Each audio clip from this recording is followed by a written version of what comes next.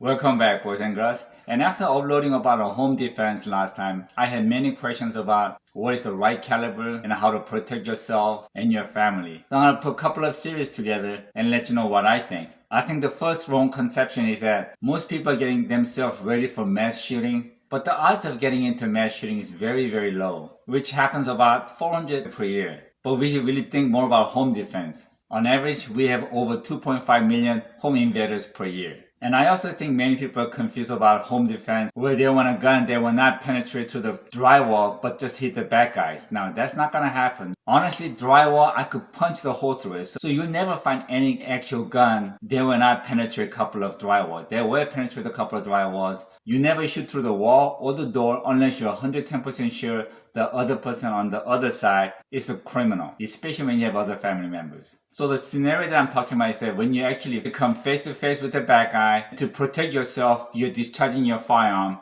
and the bullets will hit the target, but won't have too much penetration power where you will penetrate the target and hit other person or even go to the next house. So I want to talk about what kind of caliber is strong enough to disable the intruder, but not beyond. And most of you know that I'm a surgeon, and as a medical doctor, I could tell you right now, this is not medical science, but this is something that I came up with. Now, you've probably seen me penetration test with 1-inch thick wood. And the reason behind it is that the front chest is not really that easy to penetrate. We got skin, we got fat, and then we got a sternum bone, we got ribs, and then we got a vital organs inside. And then going to the back, we got the same layers again, except we have vertebrae and spinal cord. So my thought is that if any bullet could penetrate to 1-inch thick, I think that's good enough to penetrate the front barrier of the chest. And if a bullet could penetrate 2 of this, that's really good enough to penetrate to all the vital organs. So what I want is that I want something that could penetrate about 2 boards. They will be most idealistic, but I really don't want anything that could penetrate more than 3 boards because it's gonna keep going. So in my video, if you find it somewhere, you're gonna see my penetration test with different calibers that I have. I have my cheat sheet here. Now I tested with 9mm, 38 special, 32 ACP, full metal jacket, 357 Magnum, 460 Smith & Wesson Magnum, 10mm, 45 Colt. And I know finding all these videos is gonna be a pain in the ass, so I'm gonna show it to you. We have P32 full metal jacket, 32 ACP. A full metal jacket did penetrate 1, 2, and you could see the bullet showing a little bit at the second bolt. So it went through 1 and 2. M&P shield, 9mm full metal jacket.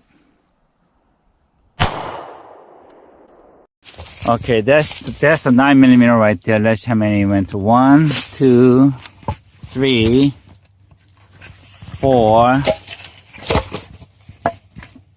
Okay, so you went through 3.5. You could see it's buried in there, but it didn't come through.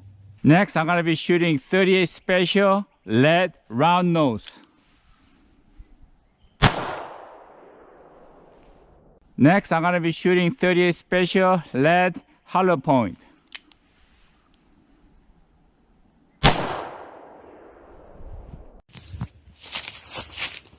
Okay, on the top is the round nose, and that's a hollow point. So 1, 2.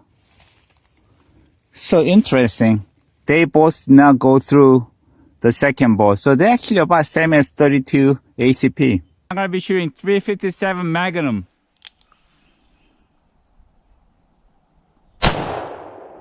Next is 110mm, 155 grain. Bigger kick. Top 357 Magnum, 10mm. 1, 2, that's 3. Okay. It made a dent on the 4th one, but it didn't penetrate. So you could see the bullet showing right here. And then same thing with 10mm. Oh, actually 10mm went through. So 10mm went through the 4th one. And it's stuck right there. Maybe 4 1/4. 220 grain hard cast.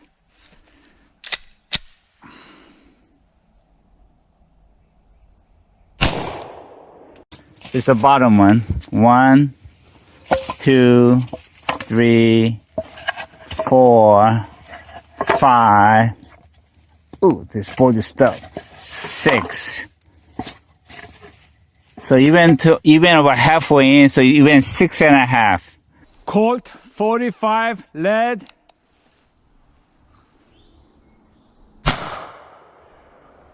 Colt 45 lead. 1, 2. It did not penetrate the second one all the way. It stopped right here. Colt 45 225 FTX Honore. Colt 45 Honore 225. 1, 2. Yeah, no, it's actually stuck right here. You could see that. Yeah, right there. So it made it to the second one and went halfway through the third bolt.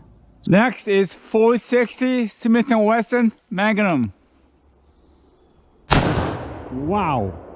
Really wow. There right there is the 460 Smith & Wesson Magnum. 1, 2, 3, 4. That's 4, 5, 6. Wow. I don't know if you can see it, but it made it to the 6th. So that was a crazy penetration. Now as a result, I prefer 38 Special or 45 Colt. Now this is the calibers that I have.